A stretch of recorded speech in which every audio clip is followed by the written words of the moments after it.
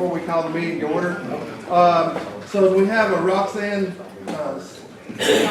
come on up, please. Yeah, I'll go over.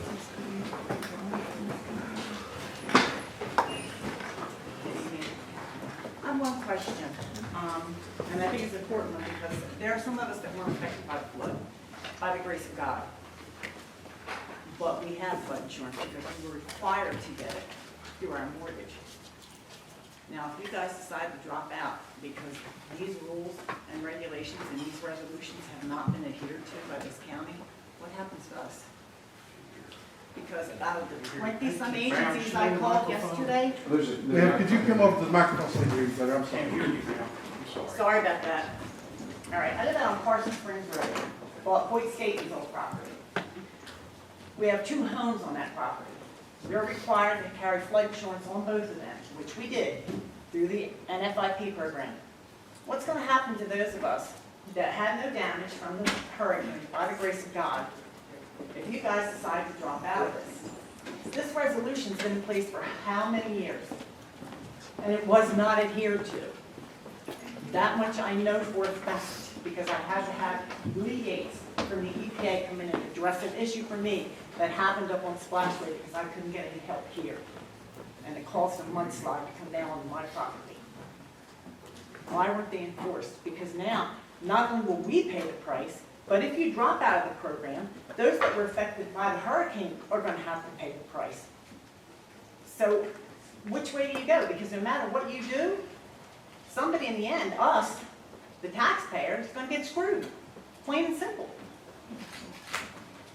That's it. Thank you, ma'am.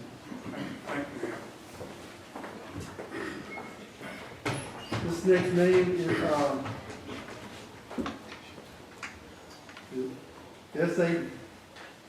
Sarah, come on up, Sarah.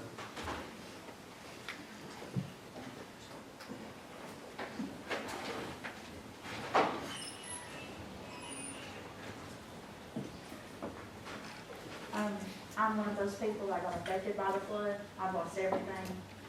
I don't even know what's really going on. No one on our street even knows what's going on. No one knows about this meeting. I mean, can you please tell me what is going on?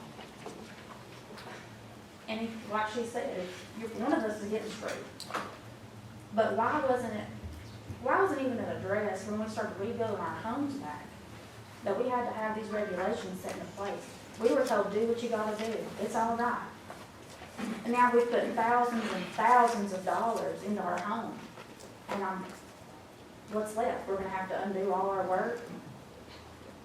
I mean, while this is not addressed, when this flood happened, at least 4 weeks in, a month in, we are almost 4 months after this disaster. And this is just now coming up. We don't have the money to redo everything that we have done. And the news might say that FEMA is helping us, that we're getting all this help. We aren't. If it wasn't for my mother, I'd be living in my car with my 3 children. That's just plain and simple. And I don't understand whose job it was to make these demands or whatever. Because whoever it was dropped the ball, and that's bottom line. They should have been out here at least 2, 3 weeks, 4 weeks after this disaster and said, look, don't start anything yet. We've got to do this, this, and these are the regulations. Don't put thousands and thousands of dollars into this for nothing.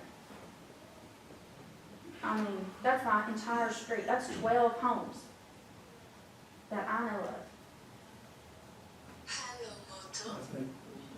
Thank you. Thank you. Ed Hardison.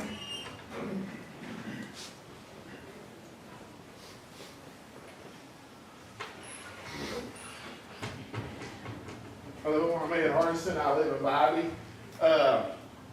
One quick thing, like her, I have no clue as to what's going on as far as what's going to be addressed tonight, or at least the major topics.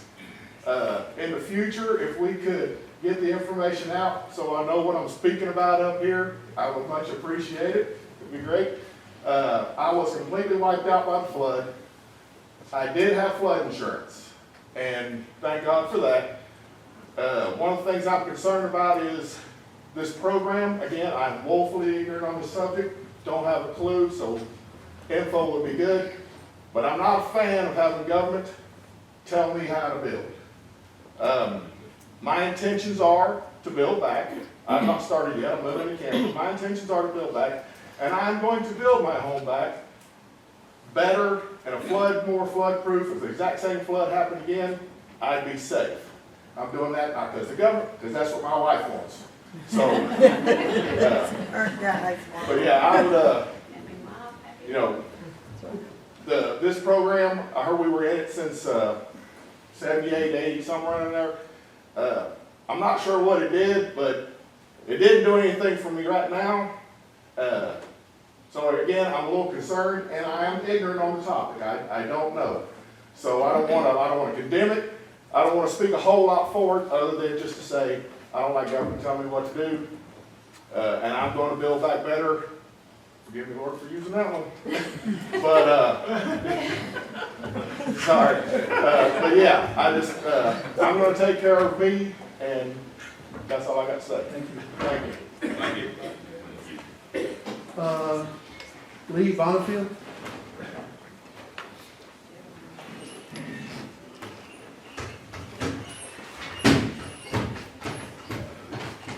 I'm glad I don't have to make this decision. I have a lot of sympathy for the people who were affected by the flood. But the last time that Cocke County dropped out of this program, I believe it was 1992, and at that time there were only 4 flood insurance policies in the county for individuals. I'm talking about the unincorporated part of the county. There are 2 issues that were true then and are still true now. First, I'd like to point out the objectives that are shown on page 2 of the resolution here. They start out to protect human life, health, safety, and property. I want to point out that flood insurance does not protect anybody unless it discourages them from building in the flood zone. All of these objectives don't really minimize the damage. They help to repair it by paying a little on flood insurance. But I think that you could ignore all of those objectives except number 6, to help maintain a stable tax base by providing for the sound use and development of flood-prone areas to minimize blight in flood areas. Now, promoting the development of flood-prone areas, I think is a bad idea. And I think flood insurance, if it were actually run by an insurance company who charged premiums that would actually pay for the costs, that would be a good idea.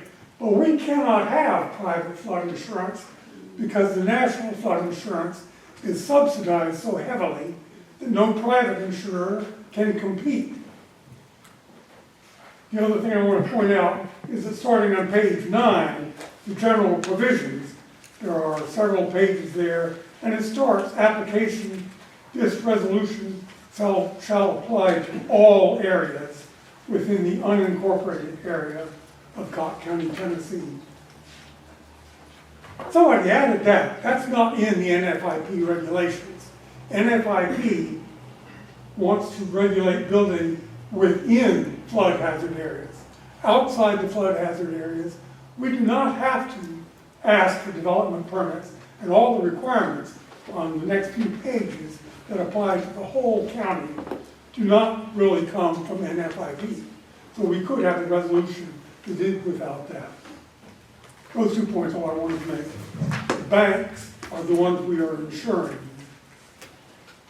because they would not loan money. They would not encourage anyone to build in a flood hazard zone if it were not possible for them to make an investment that is subsidized by taxpayers.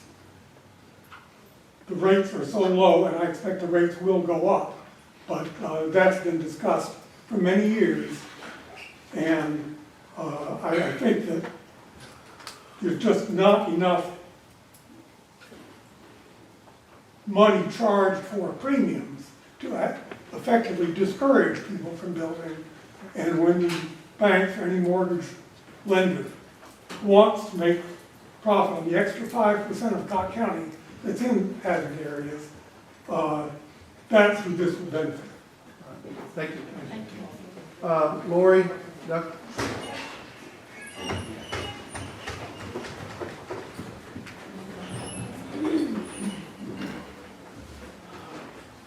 Good evening, everybody. Most of you up here know me, some of y'all might not out there. My name is Laurie Duckett. I am the community organizer for Clean Water Expected in East Tennessee. We're a tiny 501c3 here in Cocke County. We do a lot of community work, and since Helene hit, we have been working diligently to do flood relief. We've worked with multiple individuals and families. We're working with other groups in the county and in East Tennessee and in Western North Carolina to deal with this huge problem. I really appreciate all of you coming in tonight for the special meeting. I do recognize that this is a really important topic and decision that needs to be made. And I also recognize that the members of the CLB are not sitting up here because it's a good paying job. You have regular jobs. You're giving your time to try to do what's best for your county and for your neighbors and your community. I would ask that you do due diligence, as you're hearing just from the few comments before me. There's a lot of different ramifications on how these resolutions are going to affect the people that live in our county. There's a lot of complexities to all of this. If you don't understand a part of what you're being asked, please ask questions and find the answers. Please do not rush a vote before you fully understand the long-term ramifications of what this is going to do in our county, regardless of how all the paperwork sits out. I'm here to listen. I'm here to learn just like you, and I appreciate that you're here to represent us, and you do have the right to vote for all of us. Please don't take that lightly. If you can't come to a decision today because you don't fully understand all of the different long-term ramifications, you have the ability to say, hey, we're not ready to vote on this yet. We're going to come into another meeting. But please, don't take any of this lightly. This is going to affect every citizen in this county for a long time to come. Thank you. Thank you.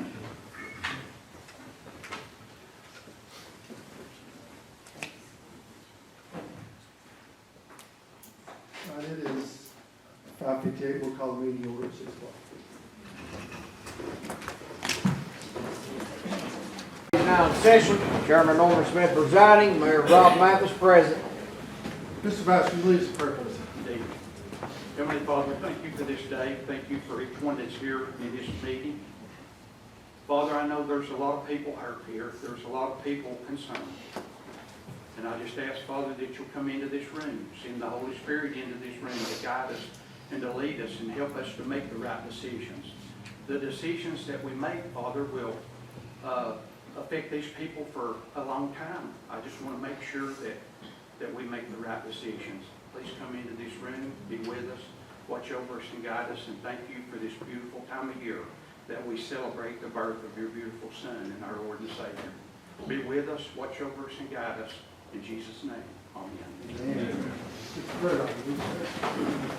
Allegiance to the flag of the United States of America and to the republic for which it stands, one nation, under God, indivisible, with liberty and justice for all.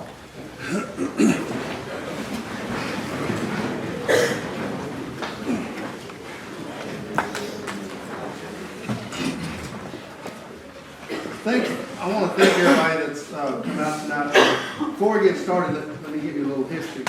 Last Monday, I got a phone call from the property assessor, Mr. Mayor, telling me of the enforcement mechanisms that they were going to have to take place because we're in this program. And I think she was kind of unaware of some of it till here lately. And my thought process was, if she's unaware of it, the whole county's unaware of it. So I thought it was very prudent that we call this meeting, if nothing else, to get the publicity out there of what is entailed in being a part of the NFIP. So everyone would know. Okay? So that's the reason. And there's a lot of false stuff going around out there, social media, this or that. But that's the reason that I called this meeting to start with. All right? I just want to clear that up. All right. With that, I think we'll have Ms. Reed speak. I'm gonna get tired of seeing me, I'm sorry. Oh, I'm sorry, let's do a roll call first. Okay. Andy Ford, Here. Bill Miller, Gayla Blazer. Here. Jason McMahon, Here. Norman Smith. Here. Tracy Stepp, Here. Jonathan Templin, Here. Jeff Esslinger, Here. Dan Bright, Here. Wilma Ball. Here. Rick Vassar, Yes. David Verdoff, Here. Tim Lehman. Here. Billy Hudson. Yes, ma'am. 13. All right, go ahead, Ms. Reed. Thank you all again for listening to me with another long spill, and I'm sorry, I'll try to keep it brief, but there's a lot of information to cover here. I appreciate all of you coming out, I appreciate all of you coming out. This is a major situation that the county is facing right now, a situation that I don't think we ever thought we would be in. I don't think any of us thought 2 years ago that we would be looking at a situation where all 3 rivers in the county flooded at one time. So it's going to be a learning experience for all of us. I would like to go off of all of these notes that I've typed to address some of the stuff that you all said to start with. I am the floodplain administrator for the county. I take full responsibility for that. Again, this is a learning situation for us. It was put into the property assessor's office either in 1978 or 1988. I thought the county joined the program in 1988, but I was told earlier today we actually joined in 1978, pulled out of the program, and then went back into the program a couple of times. So it was put into the property assessor's office back then and has remained in the property assessor's office by default over however many years has passed. I became the property assessor in 2023. I certainly do not proclaim to be a floodplain expert. I certainly don't think that this should be in my office because I'm not a floodplain expert. But we will get more in depth on that later, but I wanted to start by saying I apologize that notification wasn't sent out to you all sooner. I've been trying to learn the ropes of what this consists of, and when we got a full understanding of what it consisted of, we made a phone call, like Norman said, and got a commissioner meeting together. So here we are. That gets us to present day. The meeting was called with a sense of urgency because all of these people are waiting to find out what they can and can't do. I know there's been some talk on social media that it was called with a sense of urgency to hide something or whatever. That's not the case. I find it very important to be transparent and thorough, and that's why my spiel for you tonight is going to be rather long. But you need all of the information to make the best decision for the people that you can. I said already the ordinance was adopted into the county in 1978. Just for a little bit of funniness, that was 13 years before I was born. It was put into the assessor's office, again, 13 years before I was born. And I can only speculate that in 1978, the commissioners at the time said, this is going to reduce the flood insurance rates for our citizens. This is a good thing. And on that front, it is. It is a good thing because it does reduce flood insurance rates for the people that choose to have flood insurance. But no comments from the country. Since it was voted in, the county has suspended the program twice, or been suspended from the program twice, once in 1988 and once in 1992. Both of those times it was reinstated in less than a year. I don't know what the reasoning for the withdrawal from the program was. I wasn't here to speak to the commissioners then, so, but I do know we pulled out and then went back in. I don't think that any of us ever thought we would be dealing with this, but due to the circumstances of the situation, these decisions, I don't want to push you all to make a decision tonight because you need all of the information, but the decisions do need to be made promptly because until the decisions are made, we're at a standstill. It would be crazy for us to go out and put a stop construction on people's homes or to tell them that they have to build back to certain regulations, all to turn around and pull out of the program. I certainly don't have the heart to go put a stop construction on these people's homes, and I'm going to try to make it through this without being emotional. I've cried more in the last week than I ever have, I think. But to think about going out to someone like Miss Sarah's home that lost everything, if her home wouldn't have been wiped away and it was still standing, but it was substantially damaged, and telling her, you can't build back the way your home was. It was grandfathered in before the flood, but now that you're substantially damaged, you're no longer considered grandfathered in. And to tell her when it's 20 degrees outside at night that you can't begin the process of rebuilding your home, I don't have the heart to do it. For from this point forward, I'd like to make it easier by saying that everything that I say after this is regarding properties in the floodplain or floodway, not the properties outside of the floodplain and outside of the floodway. In the program, property owners with structures, residential or commercial, that are considered 50% or greater damaged have to build or repair to the NFIP ordinance that the county adopted. I believe, and Jeremy can probably correct me if I'm wrong, I believe that ordinance is bare minimum of what is required. It's 1 foot above. Well, okay, we have 1 foot above bare minimum in our ordinance, which is recommended, right, Yes. to help people not be flooded in the future. In the program, bless you. In the program, and this is where my concern comes in majorly, this could cause homeowners that were previously grandfathered in to have to build back to this floodplain ordinance. And scenarios, I'm gonna paint a worst case picture for you just to express the concern. If you own a brick home that fronts Highway 73 across from the river, it was grandfathered in before the flood, it was not built to FEMA or NFIP ordinance regulations. Now, you're 50% damaged because the water was up to your roof line. You're considered substantially damaged, you have to bring your home into NFIP code that's set forth in our ordinance, which could, and on several likely will, cause you to have to elevate that structure.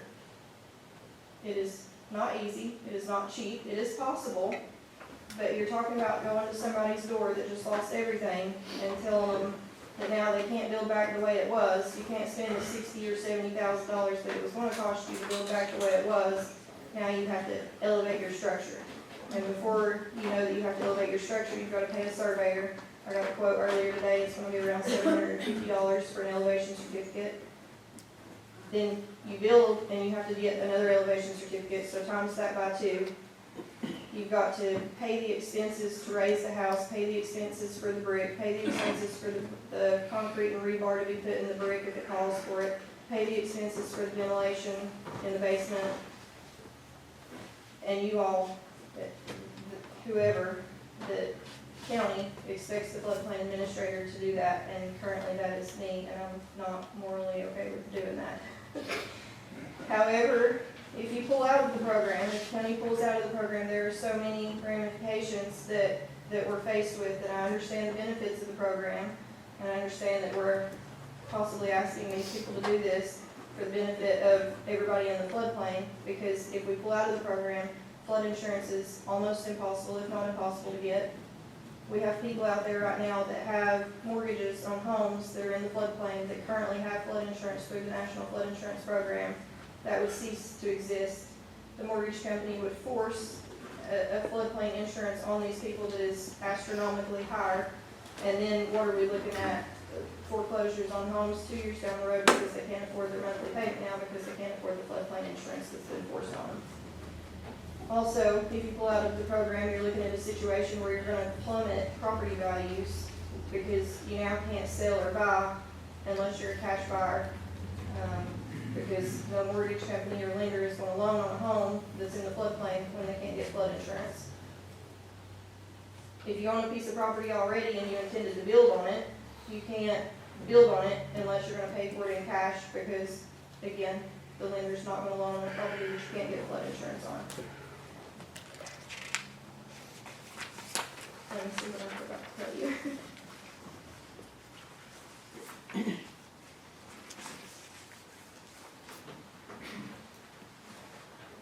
I spoke with a local surveyor that is certified to do elevation certificates in the National Flood Insurance, in the floodways and floodplains, or floodplains, I'm sorry. And they have expressed to me that there have been addendums added after the flood. So this process has become more complicated for our surveyors that are going to have to go out and do the elevation certificates, which in my mind equates to raised costs. They didn't say that, and I'm just assuming that, but more work usually means more costs. Several areas of our community, and this one's a kicker as well, several areas of our community are in Zone A. Hartford would be an example. The majority of Hartford is Zone A, which the way the ordinance reads sounds simple. It's built 3 foot above adjacent ground or highest adjacent ground. But the surveyors have a concern on that end because that puts the liability back on them. When they go out and they do an elevation certificate for these people, they're essentially saying, if you build to this, you should be good. And then when it floods later, then they're gonna go back and say, this surveyor said that if I did this, I should be good.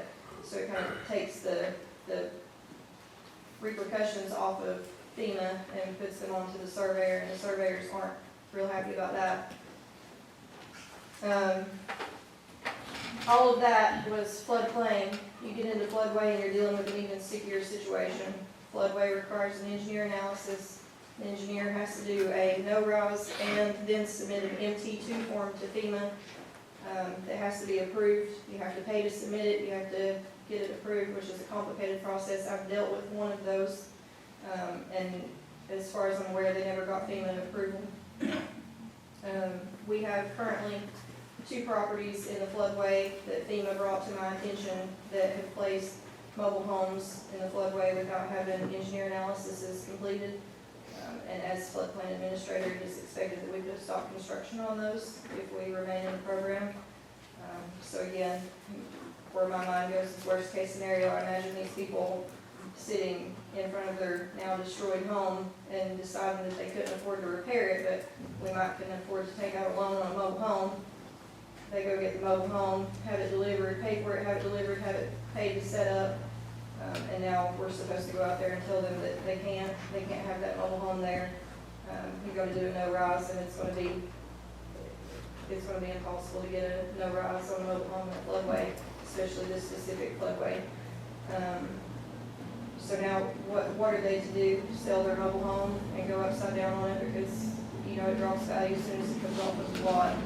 So they sell their mobile home and go back to repair the house that they started with that they couldn't afford to repair to begin with. I know that's, again, me painting out worst case scenario for you. Nobody painted that picture for me. All I was told by FEMA was that there's 2 mobile homes in the floodway that can't be there. You need to go put a stop construction on them. We haven't done that yet because I wanted to know what your all's decision was today before we put a stop construction on those. Have I forgotten anything? Can you all think of anything that I haven't covered? Does anybody have any questions for Ms. Reed? We also have some representatives here from FEMA that we're going to ask questions to, but if anybody has any questions for Ms. Reed, first of all, Mr. Levine, go ahead. Okay, I have a couple of questions. So we've been in this program since we got back in it, obviously, I guess since 2012, which is what I'm seeing right here. I guess there was an amendment or something made. Is that correct when I say that? Okay. A new resolution in 2012, yes. So from 2012, we're in 2024. How many homes were constructed in this floodplain on these rivers and waterways that didn't abide by this that should have?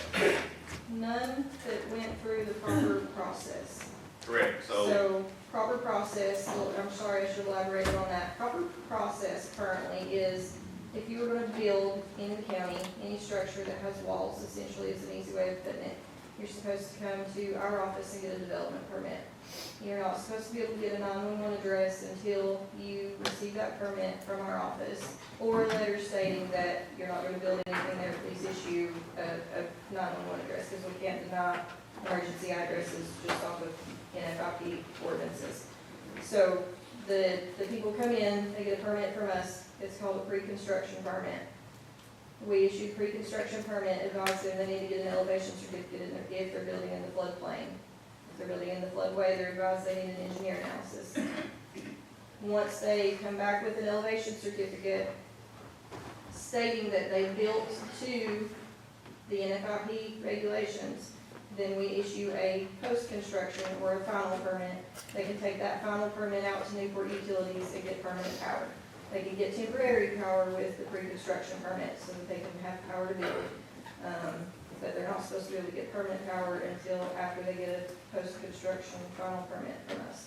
So we do have homes that have been constructed since 2012 Yes. that were damaged, that did, I'm assuming were damaged, that did build according to the NFIP. Yes. It's not the new construction that I'm concerned about. I mean, I'm concerned about all of it, don't get me wrong, but it's the people that were grandfathered in, because we have a lot of old homes in this county. It's the people that were grandfathered in that are now 50% or greater damage, that they're going to be obligated to bill back to NFIP ordinance that our county adopted in the last resolution 2012. So we're sitting here as a CLB tonight, and if we had, if there was no flood that ever happened, we wouldn't be in here tonight talking about this. Right. Okay, we all understand that. But as a CLB, there's 14 of us in here. It's gonna end up, it's like everybody wants us to make this decision for the whole county, 36,000 people here tonight, when I'm sort of, it's sort of just mind-boggling that we've come to this tonight to where it all lies on us 14 individuals to decide these people's fates here. Well, I just want to say, I did not call this meeting to have, I called it for an informational meeting. Now, whatever happens to the board happens, but that was the original intent of the meeting. Ms. Leslie, oh, was you through, Ms. McNabb? I didn't catch on. Yeah, I mean, that's pretty much it. I'm trying to figure out where the grandfather stopped. Right. You know, the grandfather where it stopped, so. Okay, my question, Macy, if you know, do you know how many houses were grandfathered in the floodplain and the floodplain in our county? Do you have a count of those that would actually be affected with what's going on today? I do not, and let me give you a scenario to consider as well, and I think I'm correct on this, correct me if I'm wrong. Okay, and then my other question is, if we don't know, then we don't know who all's affected. I mean, really, if you're telling me we don't know how many people that were grandfathered in the floodplain and who were grandfathered in the floodway, and we don't have those numbers, we really truly don't have a number of how many people that were affected by that, correct? We do, because anybody that is substantially damaged, whether grandfathered in previously or not, anybody substantially damaged has to bill back to the ordinance. Now, I understand what you're saying in that it's going to be a worse scenario for the people that were grandfathered in, because I agree with you, that's my concern as well. But there have been a couple of map revisions through the years, and I believe that it would depend on the area and when that map area was last revised, which was, our last set of maps was 2009, I think. So 2009, homes that were built prior to 2009 would be grandfathered in on the way the floodplain lays. Yes, please. There is no grandfathering. Okay. That's not a thing. So if they weren't built to standard, they're non-compliant structures. Okay. So there is no, it's not like they're okay, they're non-compliant structures until they're substantially damaged, and then they have to be brought up to compliance.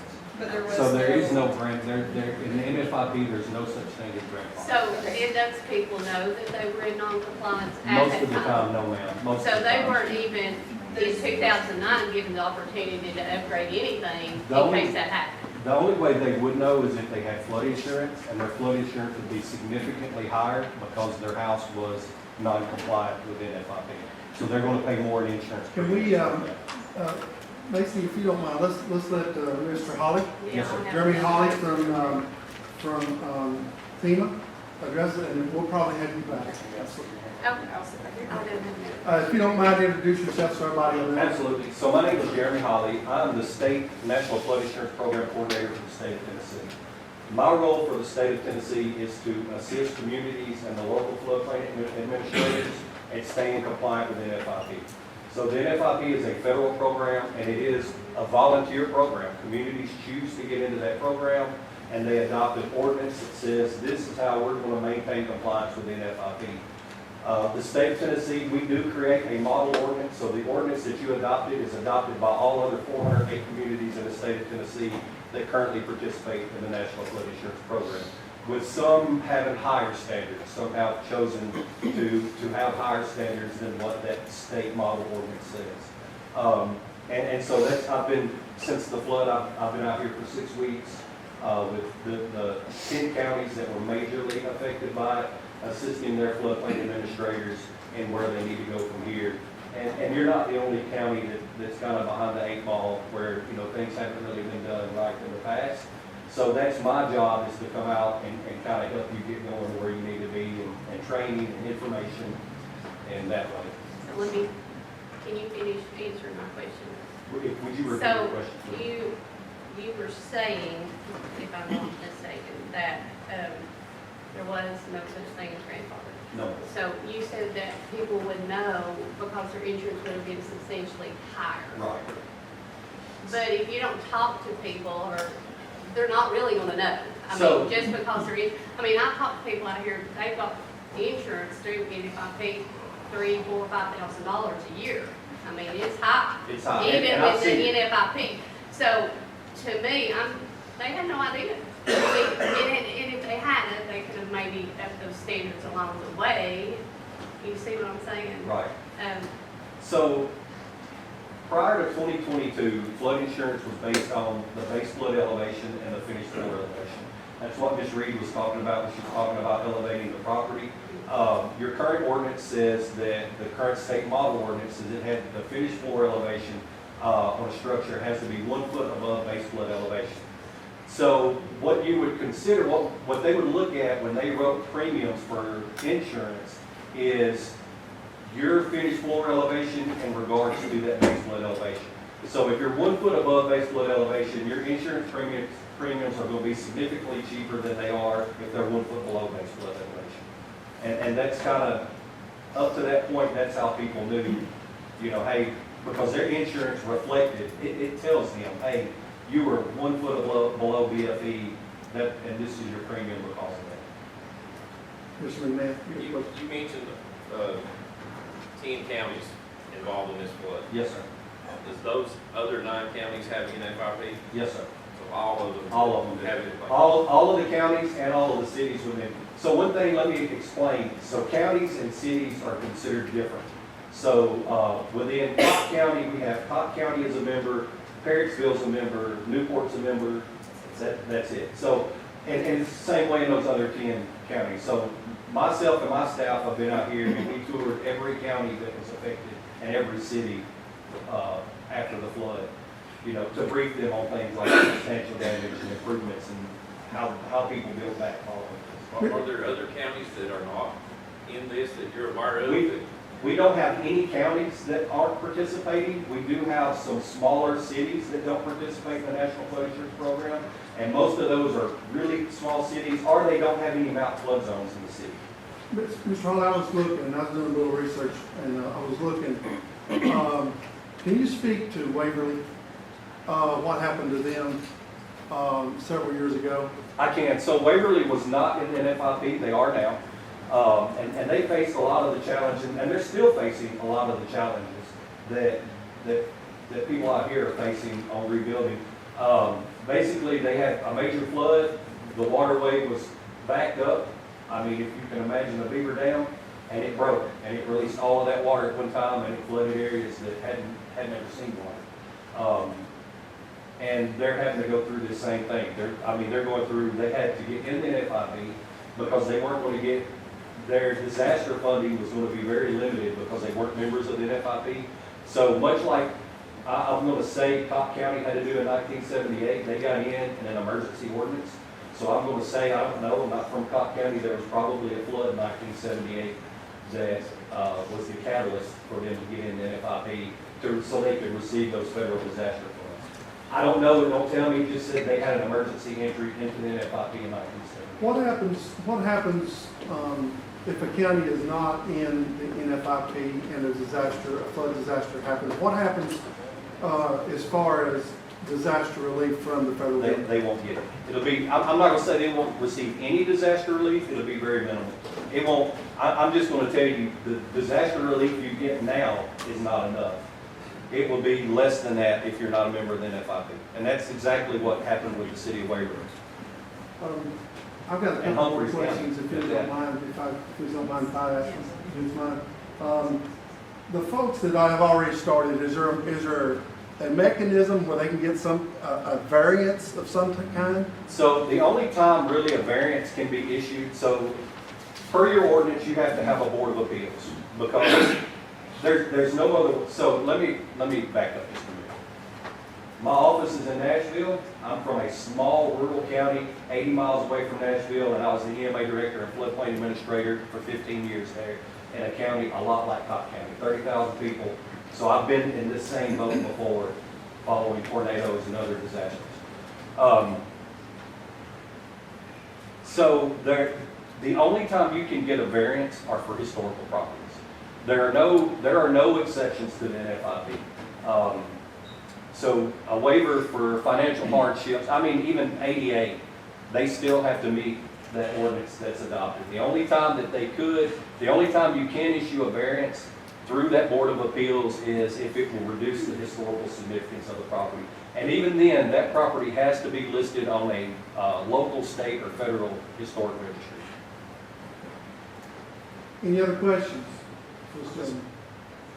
Maybe some of the pros and the cons. Absolutely, and I have a cheat sheet, and I made copies of this, if you guys would like to have one, I'd be glad to give it to you. So the goal is, I know someone up here was talking about earlier, the NFIP is insurance, and part of the NFIP is insurance. The goal of the NFIP has nothing to do with insurance. It's to make more resilient communities. It's to prevent flooding. It's to prevent losses. It's to prevent loss of property, loss of life. That's the goal of the program. So that's the reason we want, when we build in these, that's the reason when you build in a floodway, the ordinance says it doesn't say you can't build in a floodway. It says if you build in a floodway, you can't cause any elevation in water. You can't cause no elevation. Because if I put a brick in a bathtub, that water is going to go somewhere. It's the same thing if I build a house in a floodway. I might elevate my house and do everything to keep it flooded, but what about the people upstream and downstream of it? I've just caused more problems for them. The same thing in the flood zone. You'll hear me say special flood hazard area. I don't like to say flood zones because much like Cocke County, you may have AE zones where there are detailed studies and there's elevation available. And then a lot of it's going to be unnumbered A zones, which there's not been a detailed study. They just said, yeah, this is a flood zone, and in a 100-year flood, it's going to flood. Everything based on that flood map is based on a 100-year flood. So if your county would have been completely compliant, everything in this county was built per your ordinance, and this flood happened, those people would have still flooded. Because we're looking at, probably a 1,000-year flood.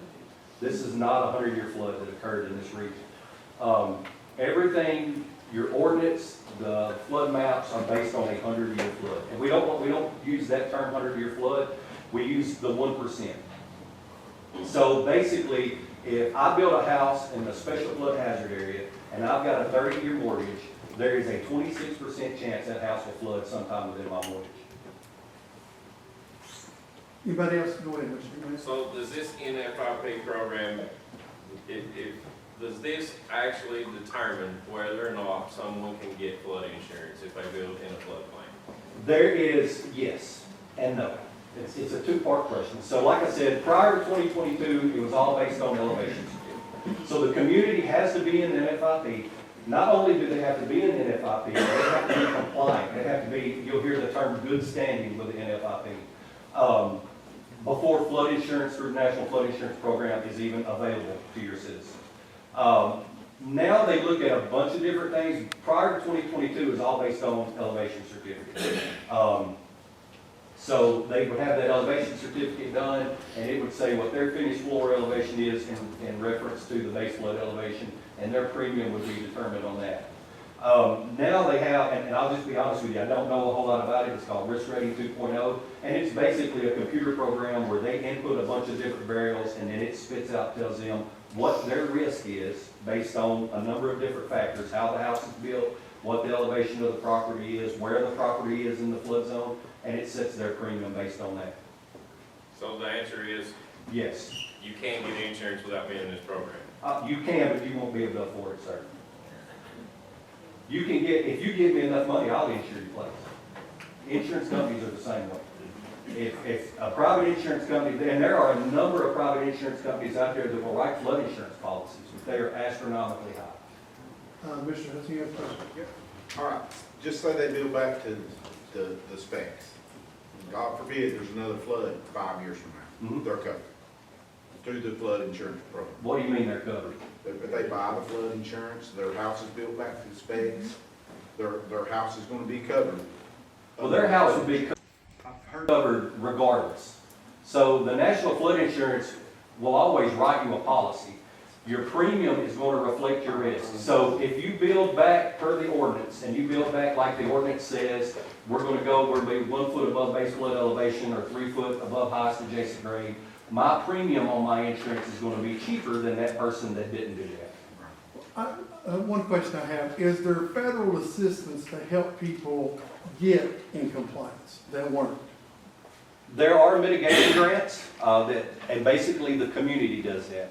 The county decides, hey, we want to do a mitigation grant, we want to elevate these properties, and I'll let Shannon, he is our state hazard mitigation officer, I know most of you here know him, he can speak more to that, but they do acquisitions where the county says, you know, this row of houses has flooded out numerous times, we just want to build, we want to buy it out, make it a park. The other option is the county can do mitigation grants to elevate properties that are prone to flooding. And then also on those people that have flood insurance, they have a mechanism on their insurance called ICC, Increased Cost of Compliance, where they can go and say, okay, I want to elevate my house. I have flood insurance. This thing will pay, the ICC will pay up to $30,000.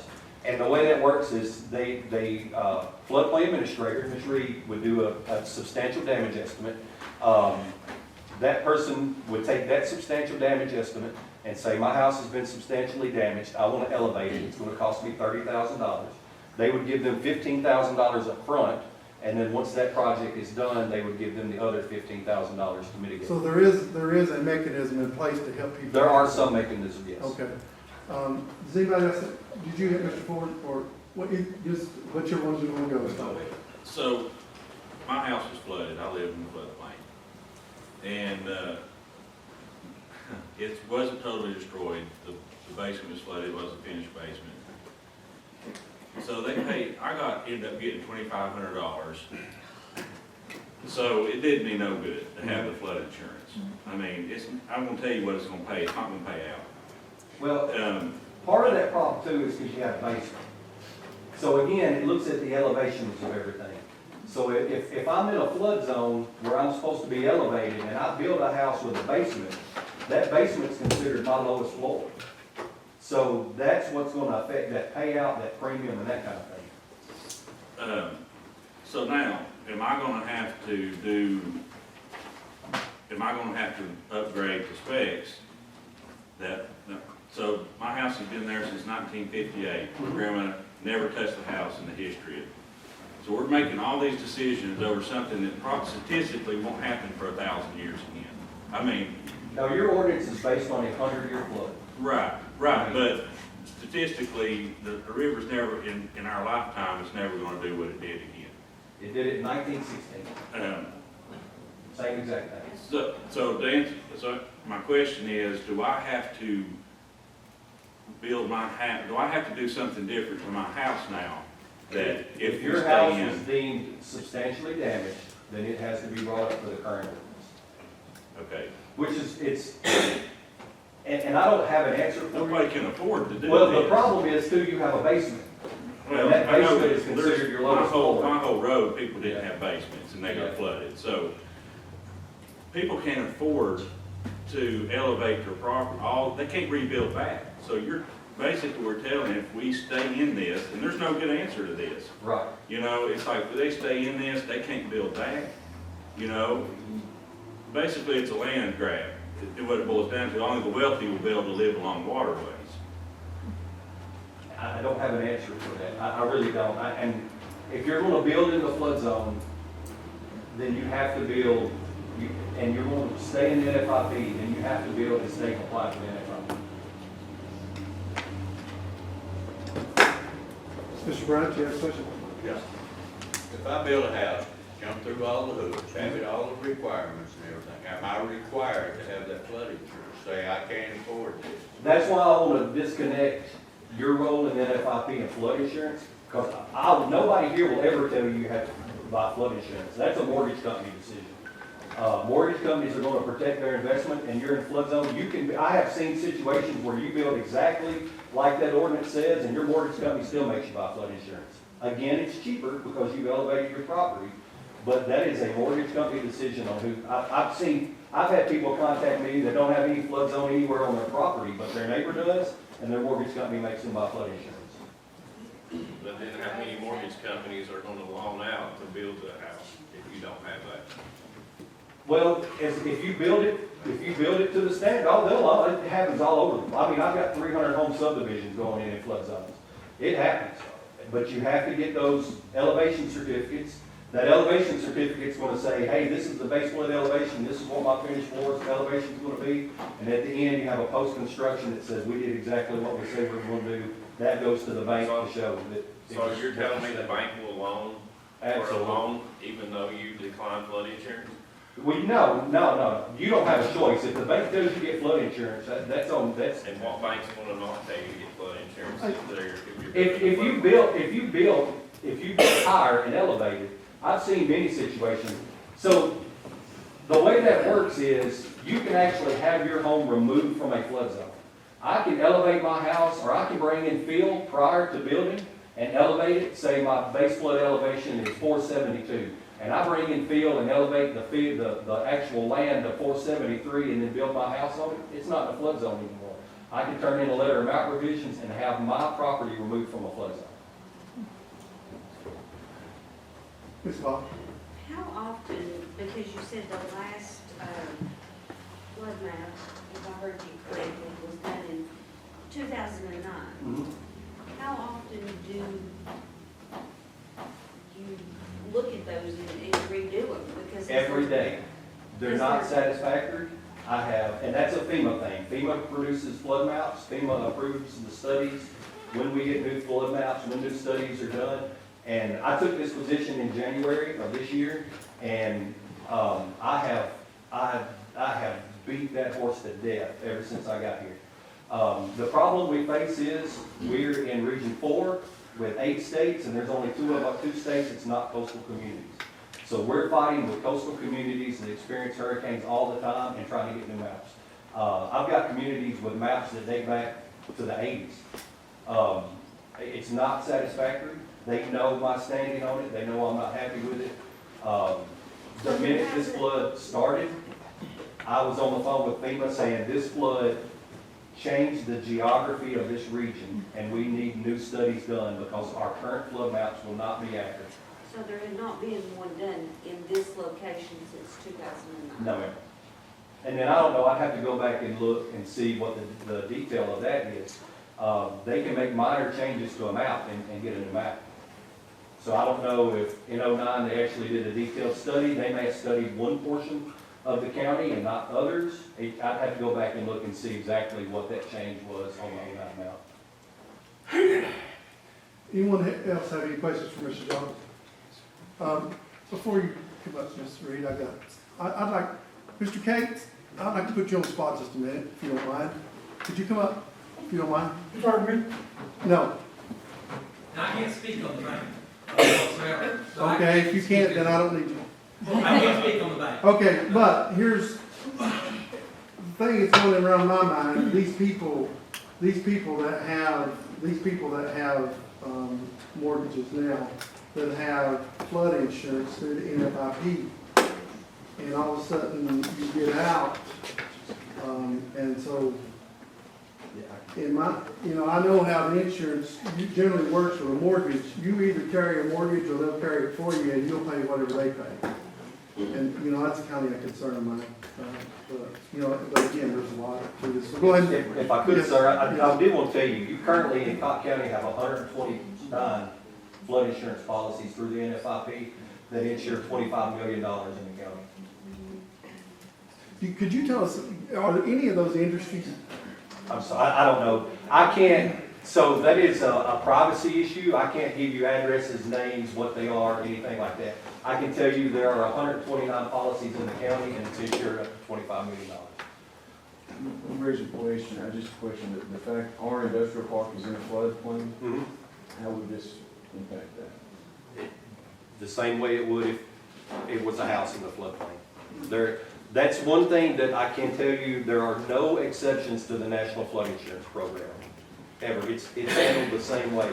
The problem is when you you've been in the program as long as you have, so so like I said, there was an emergency entry in 1978 when Cocke County got in the National Flood Insurance Program. Their regular entry was 1988. So that means in 1988, they adopted an ordinance that says, hey, this is how we're going to enforce the NFIP. In January of 1988, Cocke County was removed from the NFIP for whatever reason. It doesn't tell me whether that was a decision here or the ordinance or resolution was just failed to adopt. And that was in January of '88. In May of '88, they were reinstated. Then again, in August of 1992, they was removed from the NFIP again for failure to adopt.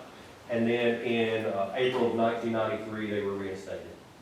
And then, like it's already been established, your current resolution was updated in 2012. Sir? Yes, How sir. many different flood zones are they located in Cocke County? I haven't looked. I would say you would have 3. You have a floodway, you've got some unnumbered A zone where there's not detailed studies done, and then you should have some AE zones. Do you have AE zones in the county? Yes. Yes. Your question? They don't use AO really very much. You'll see it sometimes. Johnson City's got some AO. Go ahead. How many counties in Tennessee are still in the NF? All of them. Every county? Every county. 408 communities, so all 95 counties and all but a handful of the cities that are within the community, in the county. Thank you. Yes, sir. Pleasure. So this is to address the mayor and all this. What are we going to do? Because it seems like there's not enough people in Macy's office to, if we stay in the National Flood Insurance Program, we're gonna have somebody that is on top of the maps, everything. How are we as a county gonna try to help protect our people? I'm just saying if we stay in that, to keep people up to date and to keep people to know what is required of them. I mean, it falls on us as a county to keep people informed of what they need to do. So that is my question. I think Ms. Reed wanted to answer that. Yeah, I would love to speak on that. Let me back up a little bit and tell you that I did get a report from FEMA. Thank you, Mr. John. Per the applications that have been submitted to FEMA, not from field reviews, but from the applications that people have submitted to FEMA, we think at this point, just the people that have applied, not the people that haven't applied, we have people here that won't apply. So just the people that have applied for FEMA funding, we're looking at 70 properties that are considered substantially damaged. So can I, one thing, just add something? So that doesn't necessarily mean they're substantially damaged. So they have to have a substantial damage estimate. Right, And then it's determined whether they are substantially damaged or not. right. So when the floodplain administrator, and it's not just when you have a disaster, if you have a fire, a flood, a tornado, high winds, anytime a structure is damaged that is in the special flood hazard area, it has to have a substantial damage estimate done on it. And that goes back to these non-compliant properties, because the goal is to get these properties up to the current compliance where they're above the base flood elevation, and it reduces their risk. So any property damaged in the flood zone as a result of this flood has to have an estimate done on it. Whether it had a tree fall on it or it had water to the ceiling, it has to have somebody, the floodplain administrator has to go out and do a substantial damage estimate on that property and determine the amount of damage that property had. Him saying that makes me think I didn't explain that properly, and I'm sorry if I did. This is based off of only the applications that have been submitted. They think 70 properties are probably substantially damaged. That's reports from FEMA. I requested specifically substantially damaged properties. Again, like he said, they don't know for sure they are until floodplain administrator goes out and does a substantial damage estimate, but we think that they are substantially damaged at this point. To answer your question directly, I would advise, seeing what this entails now, floodplain administrator needs to be a full-time position that is in an office to issue permits, and floodplain administrator needs 2 employees under them, in my opinion, to do field review of the floodplains and floodways. Because, here's the kicker in Cocke County, where we don't have building codes, there is no way to monitor these floodplains and floodways outside of driving them. So you're looking at a situation where if somebody, right now we catch the new construction because they can't get permanent power or they can't get an E911 address, but we have no way to catch additions, specifically in floodplains or floodways unless you drop the floodplains and floodways. It's going to be a conflict for my office to handle that. I know it sounds reasonable because we have a field crew and they're out driving anyways, but we get assigned a quarter of the county every year. So if we're in Centerview and somebody's building an addition in Hartford, we're not going to catch it. It's unreasonable to think that my office can complete these duties. We can't. Not only do I not want to, but we can't move forward and do this properly. And we're going to go bullseye on our backs from FEMA, and I imagine it won't be long before we get audited. And we need to be compliant when we are audited so that we stay in good standing if you all choose to remain part of the program. For the current disaster, the money that you requested at the last meeting was for the folks to do these. For people to go out, and do substantial damage estimates or damage estimates to determine. For this current disaster. To determine if these people are substantially damaged, yes, Right. which would be 50% or greater damage. Those people are supposed to bring those reports back to the floodplain administrator, and the floodplain administrator has to review them, sign off on them, and agree that with their determination or findings. Now, we won't always need 6 people, but right now we have 3 rivers flood, so we need at least a team of 2 in each area covering each river. I think that once we finish the damage estimates that are required because of this flood, we could pull back on employees and go down to 2 field review crews and 1 floodplain administrator. Any other questions? Sir? Yeah, please. One thing I wanted to make sure you're aware of too, as I said, I come from a small county, I faced the same challenge as you did, we didn't have building codes in the county. That ordinance regulates development in the flood zone and a special flood hazard area, not building, development. If I take a shovel of dirt and I dig a shovel of dirt in that flood zone, I better have a permit to do it. It's very, FEMA is very strict on that development term. If any work is done in a special flood hazard area, it doesn't have to be building a house or building a structure. Any work is done, and it says it in the ordinance, dredging, filling, grading, anything like that's done in a flood zone, it has to be permitted. And for floodway, it has to. So if you want to build a barn on your property, it has to be permitted? No, agriculture. And there is an agriculture exemption. However, I tell all of my floodplain administrators to permit it anyway, so that it shows they had knowledge it was being done.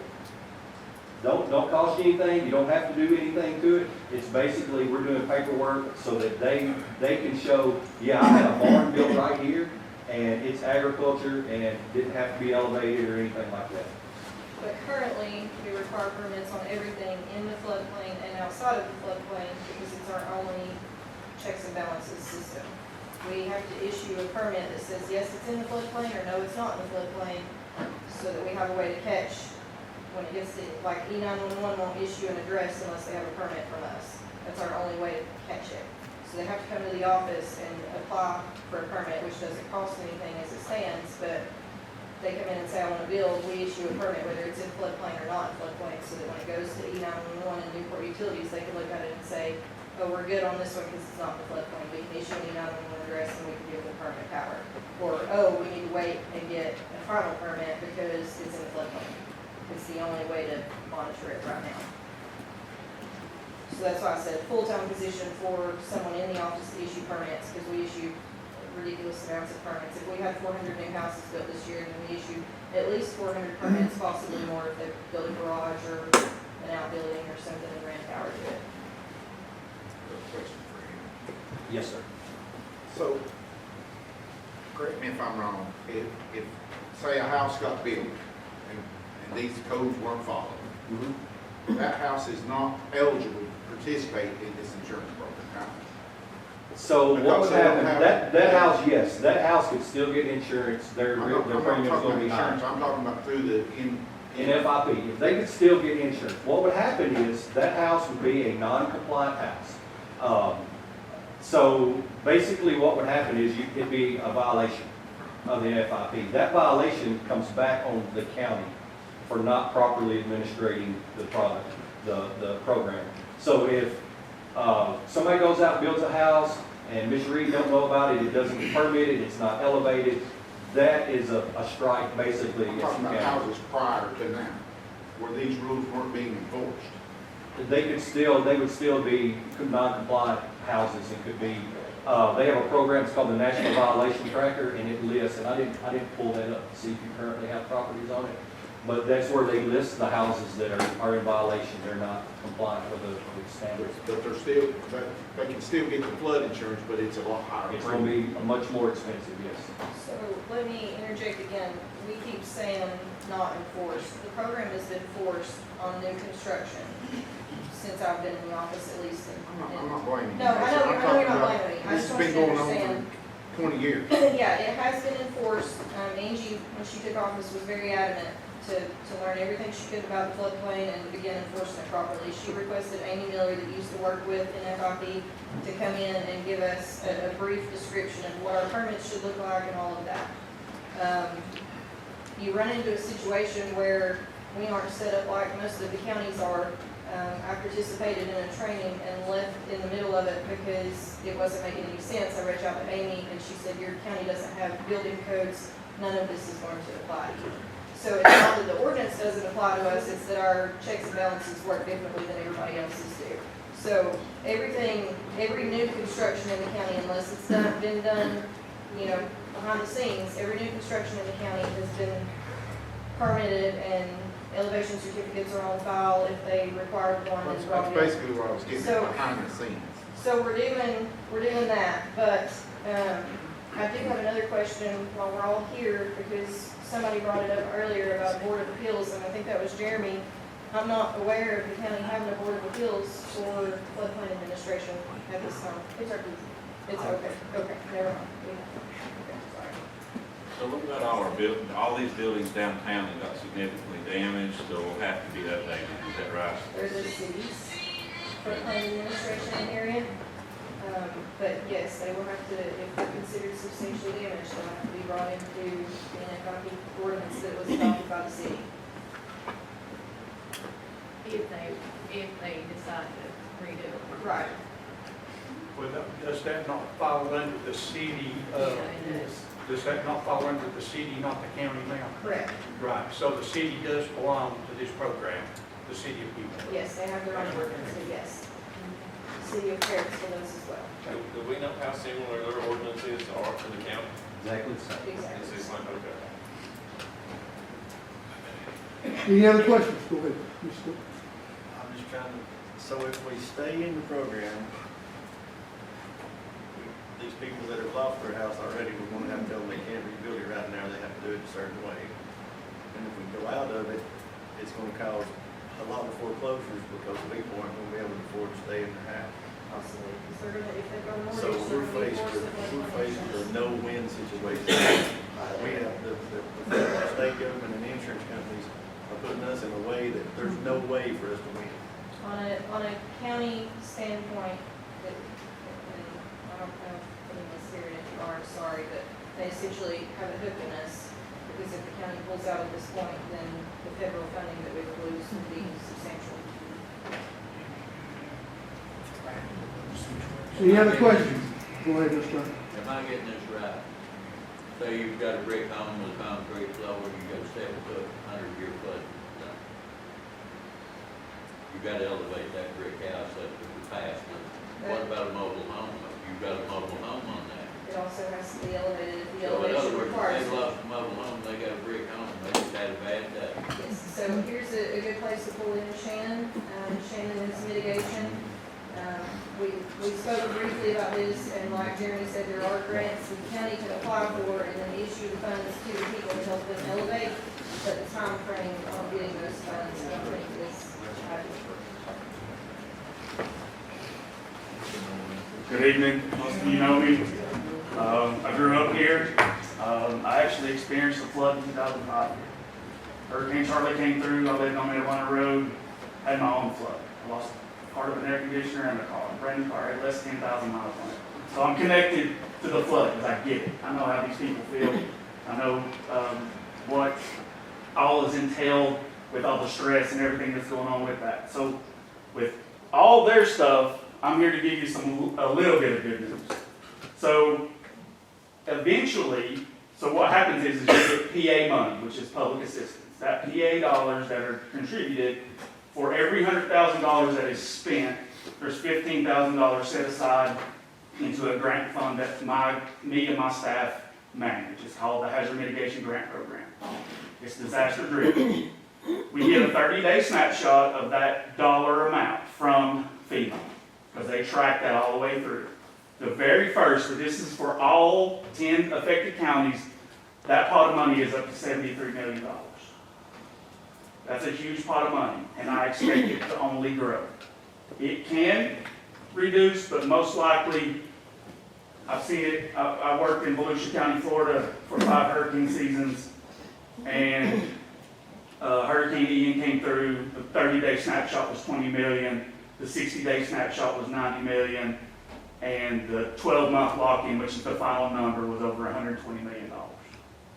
So that grant money is going to be there. It's going to be split equitably between the affected counties. We got a formula for that me and my staff will do.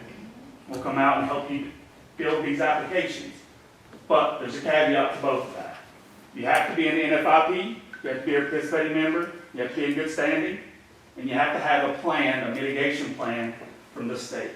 Our state planners, you all are in that program, you're in the NFIP program, so you're in good standing. So that makes you eligible. You drop, that money drops, if you drop out of that. I'm not trying to influence your decision, I'm just telling you the consequences of what you do. But that money's going to grow, and that will elevate homes, it will rebuild homes, it will do, put generators on critical facilities, it will do all sorts of mitigation. We can do dry flood proofing for homes and for businesses and for buildings within the city and the county, because you're both participating members. So there's a lot of benefits to having this program. There's a lot of benefits to having that. So what we're going to do is we're going to come over to East Tennessee. I live in Nashville now. We're going to come over to East Tennessee and we're going to spend time with the homeowners and the citizens. And we're going to help build out these applications. Because these applications, they're not easy. But that's what we're for. We're the experts, right? We're the grant experts. We're the ones that's going to be able to build these applications so that when they go to FEMA, because there's a cost share, that cost share is 75-25. The 75 is what the federal government will be putting in, and then the locals will put in 25% of that. But the state does something that most other states don't do, which is a huge thing, is the state takes on 12.5% of that 25%. So the homeowner or the person that is affected may only have to have 12.5%. So if you take $100,000, how many people actually have $25,000 laying around that they can spend? Most people don't. But there's other programs that can help supplement that. There's loans. There's different programs out there. We have a new program called the Revolving Loan Fund. I can't speak on that because it's not my program. But it's a 0% interest loan that they can use to help supplement that 12.5%. So all the bad news, there is some light at the end of the tunnel. You barely can see it. And this recovery effort is going to take years. This is not an overnight thing.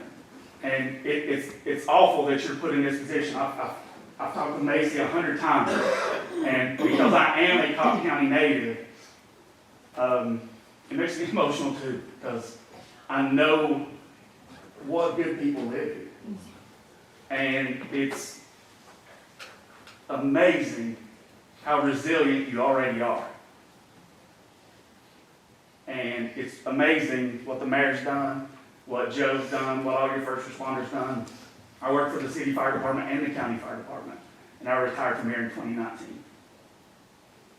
So I have many friends that risk their lives to save Cocke County, and I can't be any more proud of this community than I already am, and what these people have done.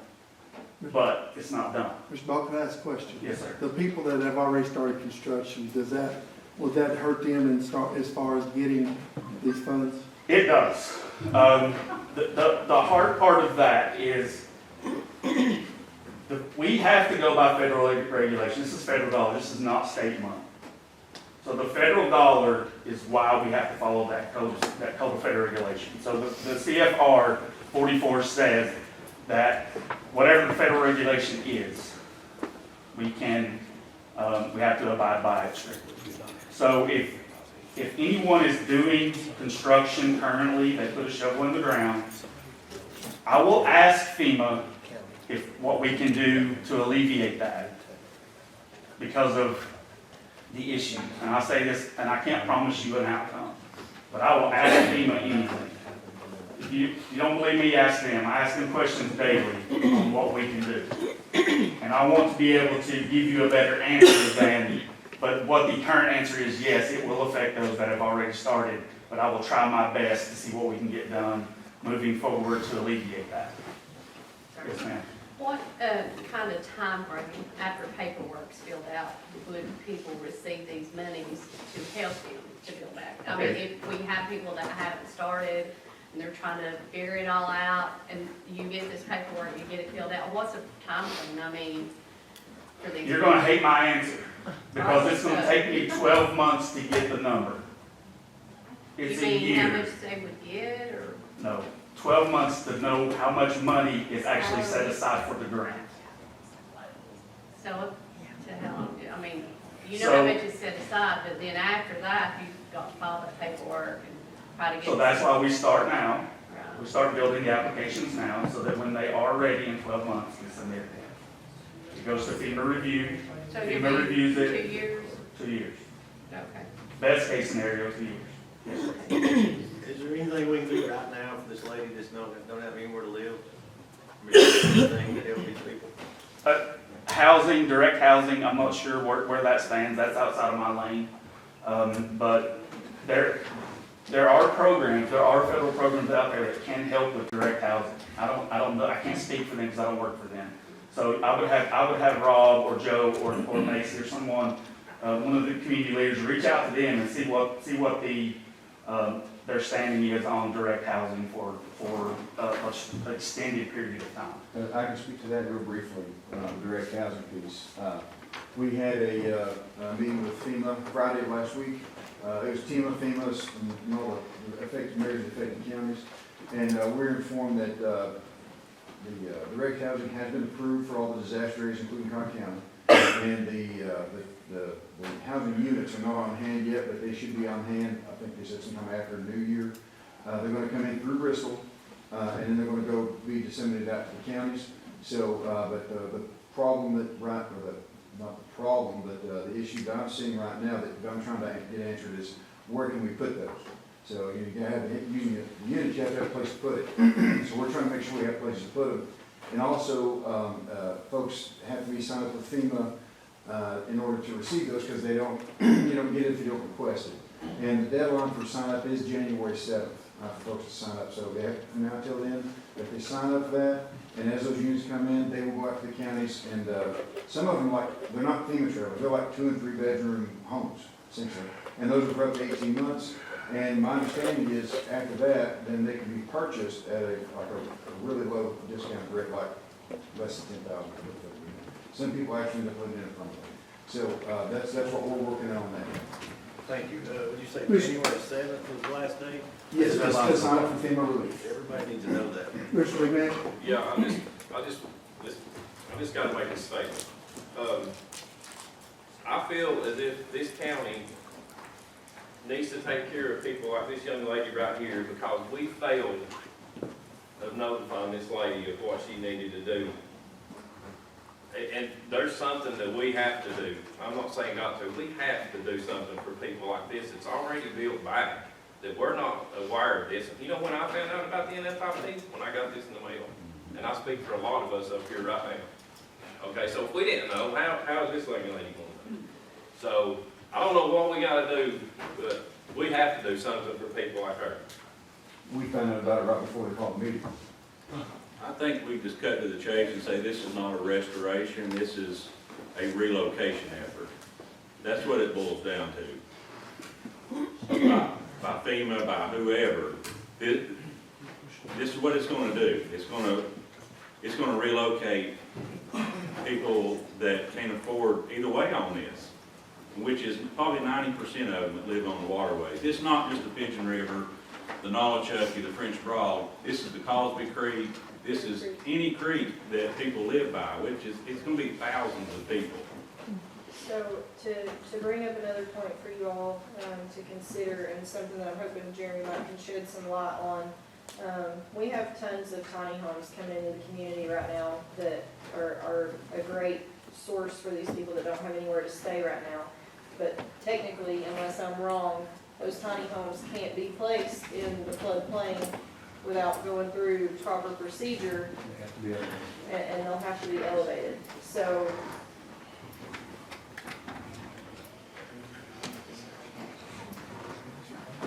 Any other questions? For any of the individuals here? All right. I want to take your attention one more time to stress to you all that I can't do this. This should not fall under the property assessor's office. It's not one of my constitutional duties. My constitutional duty right now is countywide reappraisal, and we're up to our eyeballs in that. It's not something that if you want it done properly, that it can stay in my office. Well, with the funding that was approved for the people, when you say you can't do it, you can't do it. You can, as far as this disaster here, I don't think we have a whole lot of choice right now. As far as, Have you picked a replacement? A suitable replacement that's competent to do the job? That's not up to me to pick. and that'd be something we'd have to look at in the future. But right now, we're trying to get through this disaster. So we may have a legal situation with it being in my office, so I don't want to throw that at you, but it is a violation of the constitutional duties that are in my office now to add to those. County Commission doesn't have the authority to do that, and I don't have the ability or capacity to do it. I don't have the time, and I don't want to hurt the citizens of Cocke County by any means, and that's part of why I don't want to do it, because it's going to hurt some people, but it is not something that can be done in a timely manner by my office, and these people need it done in a timely manner. So when this was put into the property assessor's office years ago, I'm assuming they'll did they not think about what obviously they didn't. Did your predecessor not know these things? Every assessor since Delmer has known that we are the floodplain administrator, but we weren't given a choice. It was handed to us as we became assessor, because our ordinance currently says property assessor. But if you get into the technicalities and the legalities of that, which you might be able to clarify some there, I don't think we're in a legal agreement right now. The 6th district has stood here, or sit here, for the CLB tell what they think. Now, I'm going to tell you what the 6th district thinks. We need a workshop on this. This is way, way out of hand. Ms. Reed, I appreciate what you do. Your issue is a totally different issue than what we face tonight. You saying that you can't do it or you don't want to do it, that's for another day. It is, but it isn't, because you're going to need a floodplain administrator that's going to put. That's why I'm asking for a workshop, ma'am. I'm asking for us to agree in the Cocke County CLB this evening to go to a workshop, listen to these people, listen to these professionals, and put all of it together and make our decision. And make our decision based on the knowledge that we gain, and make our decision that will benefit the Cocke County people for the rest of their lives. So in the meantime, you need to consider the halt that we're putting on the people that are waiting on answers on substantially damaged or not substantially damaged, build back to floodplain ordinance or don't have to build back to floodplain ordinance, have to elevate my brick home or don't have to elevate my brick home. My biggest, go ahead. All of that will be considered in the workshop. We will get detail by detail by detail. You will be invited to the workshop. These individuals will be invited to the workshop. And we'll have more time to sit down and discuss. Plus, we'll have time to gather more information to better make our decision. That's up to the board. My biggest concern is the people that started construction. What about those that's going to keep starting construction? Somebody's got to get started. How much harm can we do by getting in haste? What? So how much more harm can we do if we act in haste? Oh, I'm not saying acting in haste. I said that's my concern. Or tonight, Mr. Chairman, could we look at, I mean, we have a regularly scheduled meeting on the 16th, right, which is Monday. Could we put that decision off until Monday? I mean, it's what, Tuesday? We should be able to do some homework on it ourselves through the week. Talk to the mayor, talk to these people. I mean, we need to do some homework. I mean, I don't feel comfortable voting on this tonight. I don't disagree. And I don't know that anybody up here feels comfortable, but I'll tell our regular meeting and see where we're at. Just don't jump into it. Is it? Well, I don't want to do it, I do not want to do it at a regular meeting because we get muddies the water and everything else. Now, if you want to have a special call meeting beforehand, that's fine, but I don't want to do it at the Maybe regular if meeting. we could do it earlier than this meeting or something. or That's on fine, I Tuesday. mean, that's fine, I just don't want to, I mean, I don't want to feel incorporate it comfortable in the with it. regular meeting because, as you said, it could be lengthy and. And I mean, I just think we got Sir. a lot of homework to do. We need phone numbers to call. I mean, I need some contact information because I've got questions that it's gonna go longer than what I have tonight. But I think we all need to do homework, come back with another meeting and go from there. So, One thing I want you to consider, so any property damaged as a result of the flood, no matter, regardless of the damage, has to have a substantial damage estimate done on it before they do any work. So they can muck and mud out, but the minute they drive a nail, they're supposed to have a permit from the floodplain administrator. Regardless of the amount of damage they have, if they have any damage and their structure, their home lies in a special flood hazard area, then it has to have that substantial damage estimate on it. It has to be permitted before they start making. But if they already have, the only thing that they're gonna face is being out of compliance. And hire. So the way that's supposed to work is the floodplain administrator issues a stop work order that tells them they are in violation, and that is a Class B misdemeanor. And every day that they violate that ordinance is a separate offense. That's what the ordinance says. That comes directly, that statement comes directly out of the ordinance that this body approved. This body didn't approve. Well, you know what I'm saying, it was approved by Cocke County. Every county and state is the exact same ordinance. It's just like if you did have building codes and somebody was building and didn't get a permit, the same process goes through with this. So technically, I'm 100% agree. No decision is made to stay in or pull out. This is in effect right now. Yes, sir. Absolutely. And it's been in effect And it's since been in effect since 1988. Why can't we be doing the same, why can't we just keep on the same thing? Because then I'm gonna have to say that you're not in compliance, you're not in good standing with NFIP, and turn that over to FEMA. Because FEMA has already been here and seen that you're not permitted, you have people doing work that's not permitted. There's no substantial damage. Hey, please, no comments from the crowd, please, Did FEMA tell them anything? I mean, from you all, So- I mean, you all were in meetings with people or whatever, did FEMA address this specifically with these people? No idea, because you have different groups of FEMA people that are here. I only met with Ms. Reed, I only met with the floodplain, we didn't meet with the public, Okay. that's the role of the floodplain Okay, administrator. okay. So did So did anybody FEMA tell the floodplain administrator or the mayor about this? So, Jeremy's Tina, let's throw that out there before we slaughter him. Jeremy's Tina, and he came in to introduce himself to us and say, I'm the floodplain coordinator. Explain to us that, you know, we've had a major flood, we need to go out and do substantial damage estimates. Where the downfall is here is that I didn't understand the consequences of not getting those done immediately. And again, I take the full responsibility, and I'm incredibly sorry for that.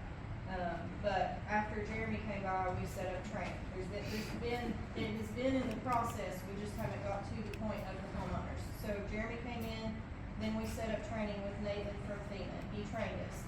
They mentioned a 1206 fund that we could use to hire people to do this, and that we could buy tablets out of it to be used in the field.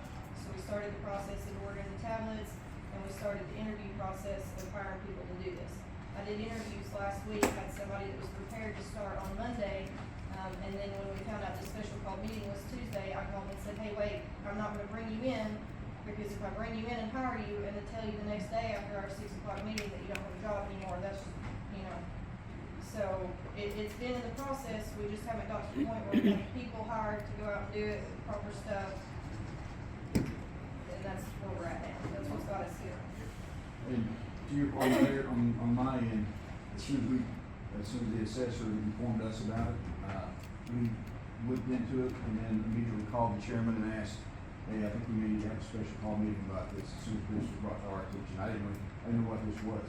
Three FEMA reps came by our office last Monday and told me that they've been out driving the floodplains and floodways. And in their sessions of driving floodplains and floodways, they found 2 mobile homes that are in the floodway that need to stop construction put on them. So then, when they said that, I realized how serious this is and started asking questions. And took myself down a rabbit hole that led me to the mayor's office crying on Tuesday because of what this means that we're gonna have to do to these people as far as going and putting a stop construction. If they don't become compliant, it's a misdemeanor. If they still don't become compliant, we're supposed to take them to court. And then, only then, will FEMA put an X on that property in their system and say, the county's done everything they can do to get this person to be compliant, and they still refuse. Now, it doesn't affect Cocke County in their audit of the National Flood Insurance Program. If it's a misdemeanor, we don't take them to court, then anything that anybody does that is not in code with the ordinance is a knock against the county to where FEMA could pull out, or I say FEMA, I'm sorry, the National Flood Insurance Program could pull out of the county.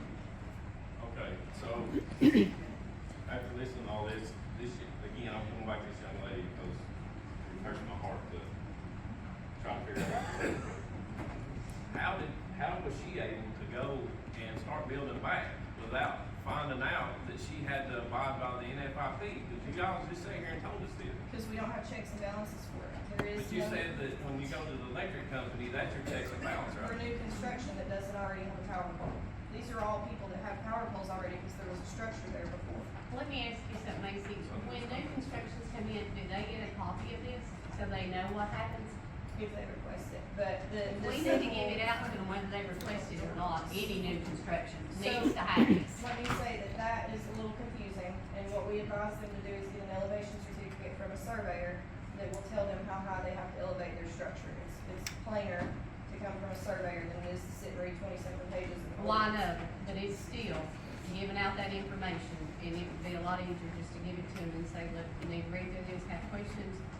That's where the floodplain administrator would come in and they could answer those questions. That's what I'm saying, you know.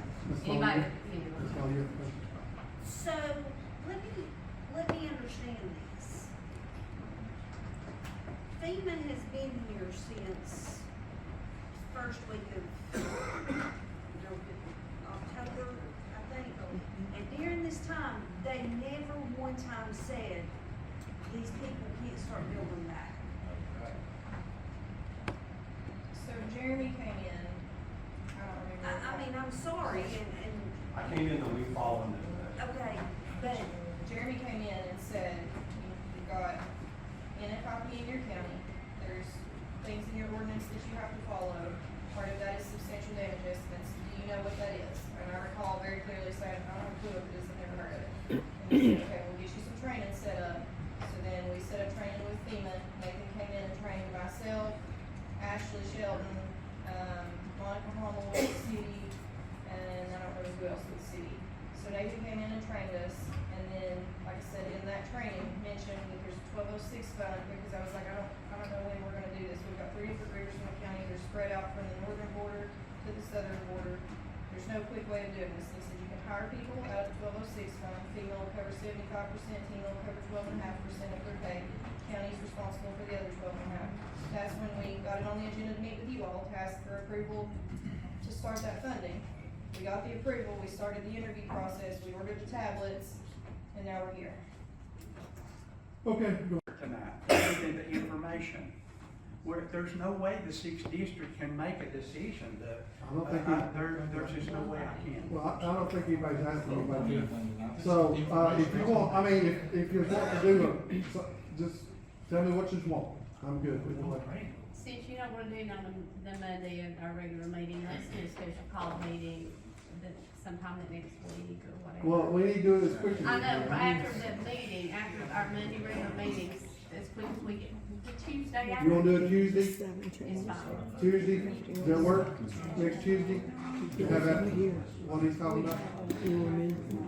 There's a drafting committee meeting on the 17th, already Well, set. It's been set for a month. One thing to consider is we don't know how many houses are affected until those damage estimates are in. And if, so I think, Ms. Reed, you know, she talked about hiring the 6 people to get that done. Can she go ahead and get those folks going? Would it make sense to wait until she completes that to know exactly how many homes are affected? I'm okay with that. Yes, I'm okay. If the board is. So,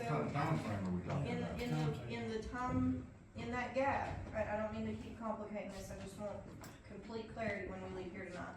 In that gap, the process is supposed to continue.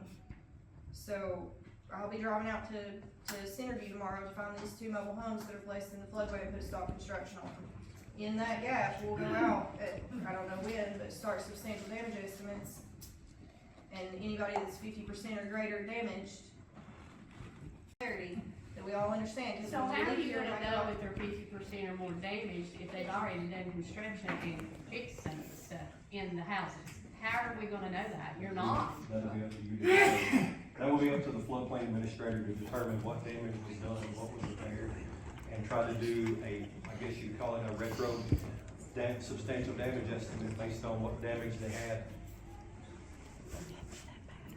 The money you were talking about, starting at 73 feet, it's like a rolling scale, whether it's correct or where they can determine where it's on with. Is that guaranteed 100%? So there's a formula that we have to follow through FEMA. It's a tracker, and I'll give you my card, and you can call and ask me all these questions. But there's a formula there for that, and that formula has to meet what we call BCA, a benefit cost analysis. It has to equal to a number of 1.0 or higher. Okay? If it meets that 1.0 or higher, the chances of funding is astronomical. But if it does not, if it's under that 1, it will not be funded. So we will help you develop those BCAs on that end to make sure you try to get as much funding as possible. In your experience, how many of these people would be, I mean, just a ballpark, I mean, like half of them, most of them, some of them? I mean, it's hard to do anything without any kind of rock solid information, you know what I mean? I totally agree. It's very hard to make a decision with. I can't put a guaranteed number. I wish I could. I wish I could tell you we could help 85% of them, but I can't tell you that today. So as we go through, the bigger the pot of money is, the more people we can help. We take in a lot of information. I would advise most CLB members to do their homework this week, do a little history, a little digging. And Mr. Pastor, you requested maybe we do a workshop next week. Is next week, anybody want to make a motion? We do it next week at 6 o'clock. Well, before we do that, again, Ms. Reed needs some direction. We want her to go ahead and start doing the damage assessment. Or do you even want to wait till she's done? Hang on, that wasn't a question, I'm telling you, if they're directing me, that if we wait way, we proceed with Okay. floodplain administration, or we're If we make, non-compliant. if we make a decision, or if we don't make a decision this evening, Yeah. Mr. Chairman, we still belong to Yes. this. So we have to abide Right. by them Okay. until we make the You're right. decision to opt out or Okay. stay in. Okay, all right. So do you just want to wait till we get those damage assessments? I wanna hear what you just said, Mason. What did you just say? They're making you do this now? To be compliant.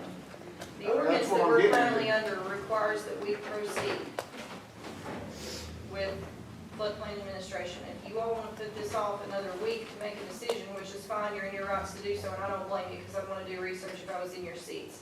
But you need to understand that when we leave here tomorrow morning, I'm going to go and drive a Centerview and find these mobile homes. Because you're telling me I'm still the floodplain administrator, and we're still part of the program. So we're gonna go put a stop construction on these mobile homes. I don't think us not being in the program tonight is even on the table.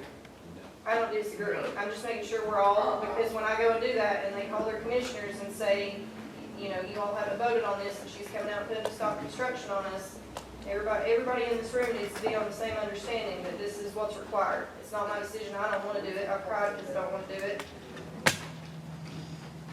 But that's the course of action, because FEMA's already notified us these are in the floodway, not the floodplain, the more serious of the two, the floodway. And maybe we can get an update from Macy Monday night, where she's at, okay? Is that okay with everybody? So, okay, back up again. Are you all wanting answers from me on how many properties are substantially damaged? You won't have that Monday. You No, won't have there's all no that. way. And do I hire a team to start doing these? I don't see a way around it right now. We already approved the money. We approved the money. For 6 people? Yeah. Yeah, so we hired the team and then pull out of the program a week later, we're firing 6 people. Yep. Okay. I mean, the way I see it, we're gonna proceed just like we've been doing, so, at this time. Because I think that's one of the biggest problems with now is where we're behind the 8 ball and nobody knew we're already behind, right? Okay, any other discussion, any other questions on this? All right, if not, I'm gonna call a closed session for the CLB tonight, so I'm gonna ask on a completely different matter. We need to speak with our county attorney on a different matter, so I'm gonna ask to vacate the courtroom, please.